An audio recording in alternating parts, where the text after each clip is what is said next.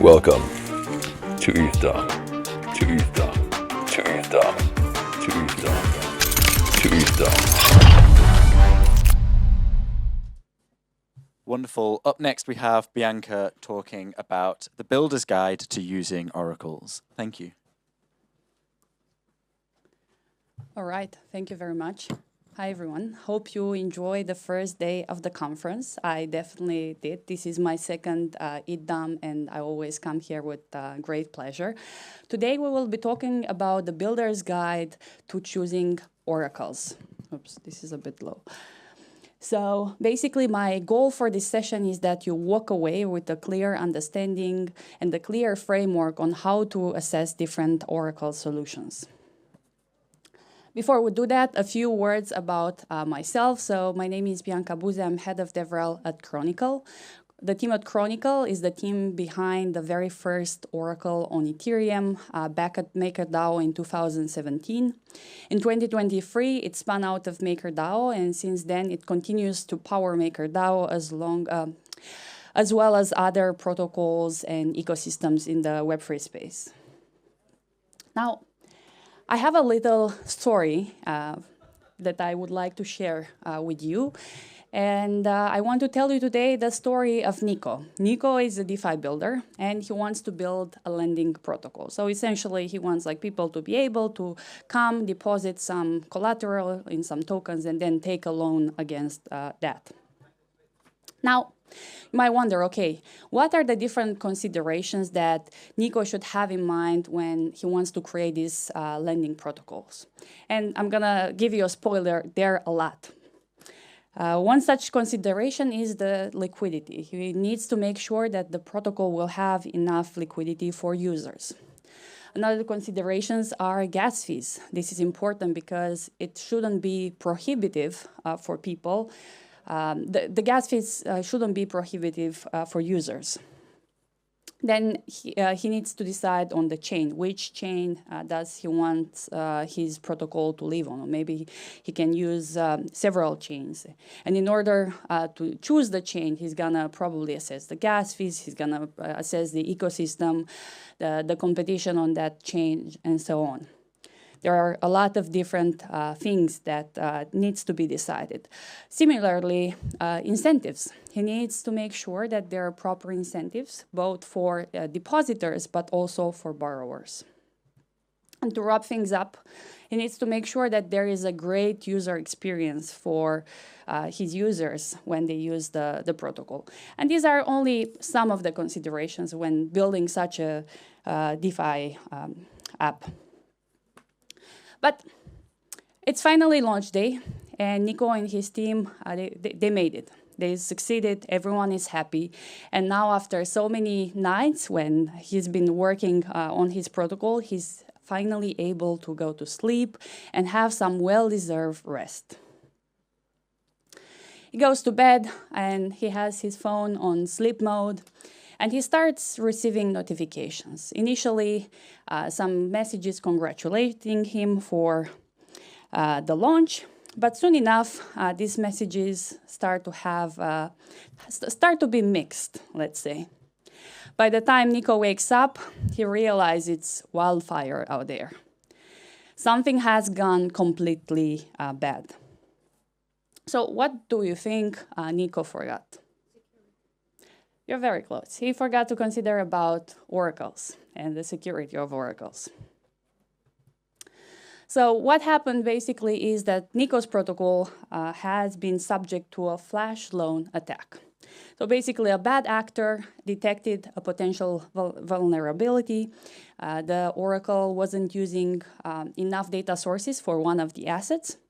And basically, the bad actor exploited this vulnerability, artificially inflated the price of that asset, then took a loan against that asset in another coin, and then he was able to run off with the borrowed assets while the collateral of the initial asset inevitably went down. Now, I know you're going to think like, okay, this is very bad, this is very threatening, and what are we going to do?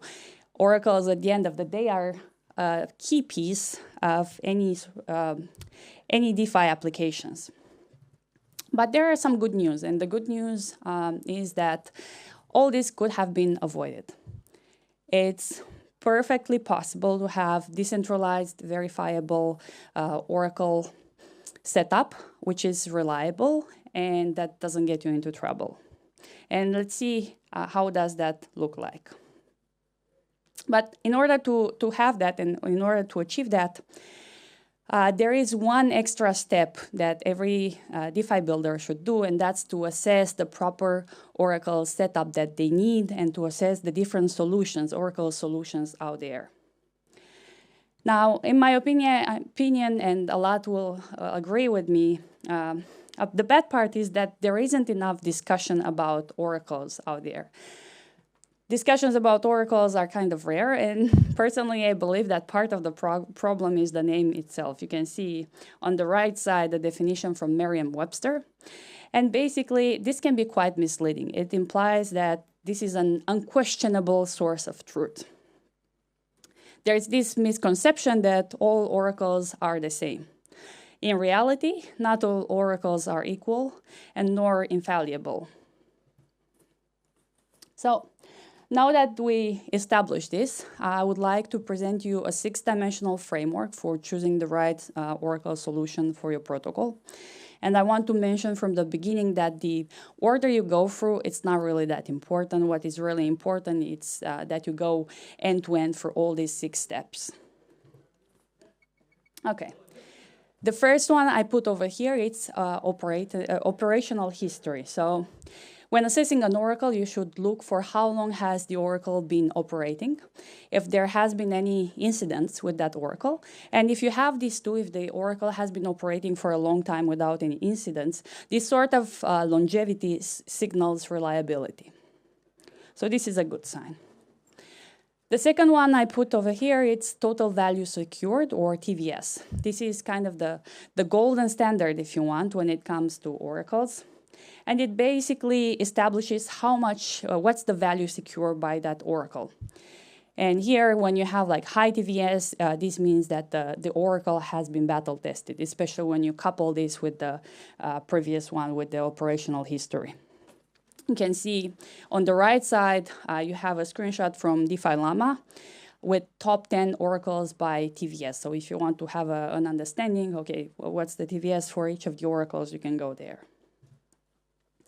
Number 3 is decentralization. So the more nodes you have for an oracle, the better, the more robust the oracle solution it is. But just having a bunch of nodes is not enough. You want those nodes to be run by independent validators. And also you want to have diverse data sources. And now, to kind of give you an understanding what happens when you don't have this, for example, if you have the nodes run by one entity, let's say the team, or most of the nodes, then even if the intentions are sound, a lot of things can go wrong.